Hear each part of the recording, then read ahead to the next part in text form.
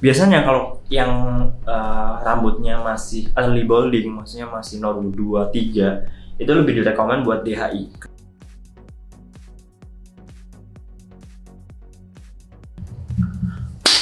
Guys, kembali lagi ke channel spesialis rambut. Jadi gue sekarang pakaian agak rapian lah ya guys. Kebetulan aja sih. Jadi kali ini gue akan bahas mengenai biaya dan cara transplantasi rambut ke Turki di era pandemik ya. Di era pandemik ini, era corona sekarang ini. Jadi yang belum tahu transplantasi rambut itu apa, jadi transplantasi rambut adalah solusi kebotakan. Buat kalian yang mengalami kebotakan, botak M gitu, kalau kalian mencari solusi pasti, ya transplantasi rambut. Dan kenapa memilih untuk transplantasi rambut ke Turki? Yang pertama adalah karena biaya yang lebih murah, dan kedua adalah kualitas yang lebih baik. Oke, yang pertama adalah biaya transplantasi rambut ke Turki. Umumnya guys, dari biaya rumah sakit di Turki itu rata-rata umumnya sekitar 1.800 US dollar. 1.800 US dollar ini berarti kalau kita rupiahkan sekitar 25-26 jutaan lah ya. Itu udah include banyak hal, ada hotel, transport, operasinya itu sendiri, PRP dan lain-lain, banyak banget. Udah paket lah, sebenarnya itu udah paket semuanya. Jadi kalian itu tinggal nyiapin yang nama tiket, e-visa, paspor, terus uang makan aja sih. Uang makan sama uang saku paling enggak. Jadi kalau ditotal-total sama tiket pesawat, sama uang makan, sama e-visa, sama yang belum disiapin, yang belum dimasuk dalam paket transplantasi rambut, itu amannya gue bisa bilang di 40 jutaan. Sekitar 40 jutaan. Jadi kalau kalian udah punya 40 juta, kalian udah bisa buat terbang ke Turki dan transplantasi rambut. Meskipun sebenarnya nggak 40 juta kalian bisa berangkat sih, mungkin 37-38 masih bisa. Cuman gue lebih prefer kalian buat punya spare cash lebih lah ya. That's why 40 juta itu batas amannya. Terus gimana cara buat transplantasi rambutnya? Yang pertama adalah lu udah punya yang namanya paspor. Nah untuk paspor sendiri lu itu harus mengurusnya ke kantor imigrasi ya guys. Sorry banget gue nggak bisa bantu kalau paspor. Jadi kalau paspor kan ada proseduralnya yang lo harus foto dulu dan lain-lain lah. Terus yang kedua, make sure dana lo udah cukup. Yang gue bilang tadi minimal adalah 40 juta, 40 jutaan. Itu udah all in semuanya sih, udah biaya rumah sakit, udah pokoknya semuanya lah ya. Terus yang ketiga adalah melihat kondisi rambut lo dan menentukan rumah sakit. Jadi lo harus tahu banget kondisi rambut itu kayak gimana, terus jadi punya estimasi graf yang lo dibutuhkan berapa banyak. Apakah lo yang termasuk Norwood masih 2 atau masih 3 atau masih 4 atau masih 5 gitu. Bukan masih lagi, lo udah 5 ya, udah parah banget. Nah dari situ lo bisa menentukan metode apa sih yang cocok buat lo. Misal lo mau ambil FUI atau DHI. Biasanya kalau yang rambutnya masih early balding, maksudnya masih Norwood 2, 3, itu lebih direkomend buat DHI. Jadi kenapa DHI itu cenderung lebih bagus daripada FUI? Karena yang pertama adalah tingkat kerapatan yang lebih bagus umumnya. Terus yang kedua adalah arah dari transplantasi rambut yang kecenderungan juga lebih bagus. Cuman FUI juga punya kelebihan dibandingkan DHI. Umumnya kalau FUI dia bisa transplant graft lebih banyak dibandingkan DHI. Kalau DHI itu umumnya maksimal sih di angka 5.000 ya guys. Kalau FUI dia bisa cenderung lebih banyak. Nah, ketika lo udah menyesuaikan dengan kondisi rambut lo, terus lo udah nentuin rumah sakit yang menurut lo cocok sama lo, masuklah poin yang keempat.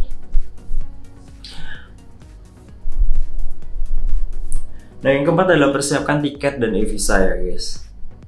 Jadi kalau lu udah prepare semuanya, udah tentuin rumah sakit, lu udah tinggal beli aja tiket dan ngurus e-visa. Misal lo bulan depan nih mau berangkat, ya udah, lu bisa langsung pesan tiket dan e-visa. Ini gue saranin minimal lu beli tiket dan ngurus e-visa tuh 1 bulan sebelum sih. Amannya kayak gitu, karena kalau lu udah mepet-mepet, tiketnya cenderung kemungkinan udah habis atau harganya itu mahal banget sih.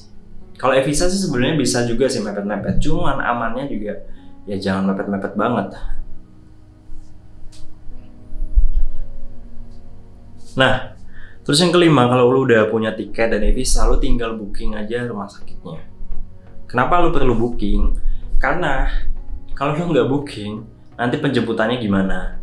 Jadi biarkan rumah sakitnya itu melakukan planning lah buat kedatangan lo. That's why lo wajib banget buat booking.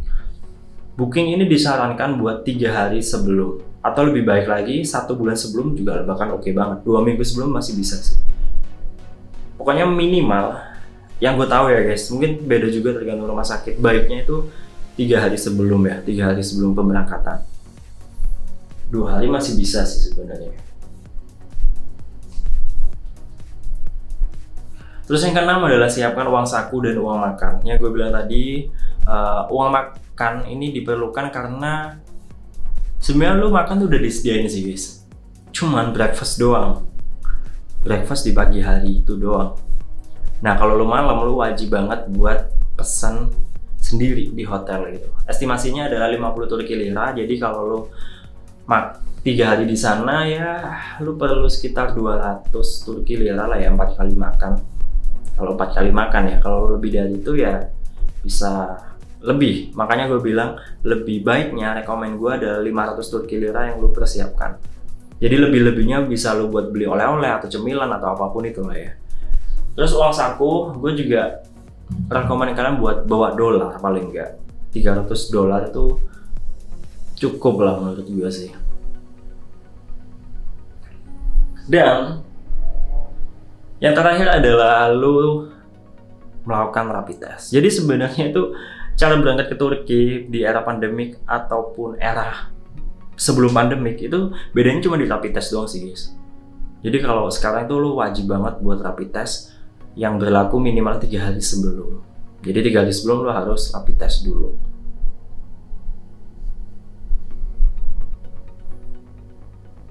Nah ya udah, lu kalau udah rapid test dan dinyatakan non reaktif ya udah lu bisa berangkat.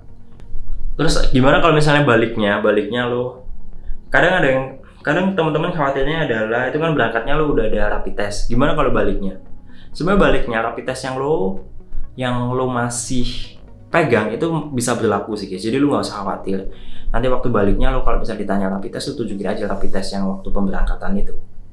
Dan lu kan juga udah ada tiket pulang, jadi lu nggak usah khawatir. Kecuali lu cuma beli tiket berangkat doang, belum beli tiket pulang, itu mungkin agak beresiko ya. Dan sebenarnya lebih gampang itu kalau lu pesan tiketnya tuh yang direct, jadi kayak lebih simpel aja, nggak ribet juga sih. Nah buat kalian yang pengen gue bantu booking rumah sakit, terus mungkin menentukan rumah sakitnya masih bingung di mana, lo mau pakai rekomendasi gue atau pakai rumah sakit gue yang lama juga bebas, itu terserah lo lah. Yang penting lo yakin bahwa itu rumah sakit yang tepat gitu dan sesuai dengan apa yang lo inginkan. Ya kayak itu sih. Oke, jadi gitu aja yang bisa gue share. Semoga apa yang gue share ini bermanfaat. Jangan lupa selalu subscribe, dan lu kalau mau transplantasi rambut, gue saranin buat cek juga di website gue spesialisrambut.id, spesifiknya /hairtransplant. Jadi lu bisa dapat rekomendasi di sana, lu juga bisa dapat konsultasi sama gue juga. Nanti kita bisa melihat kondisi rambut lo kayak gimana, sama kita bisa menentukan rumah sakit bareng-bareng yang cocok buat lo, oke? Dan persiapan lo semuanya lah, pokoknya gue akan bantu persiapan lo semuanya sedetail-detailnya, oke? Jadi gitu aja dari gue, salam berambut, cheers!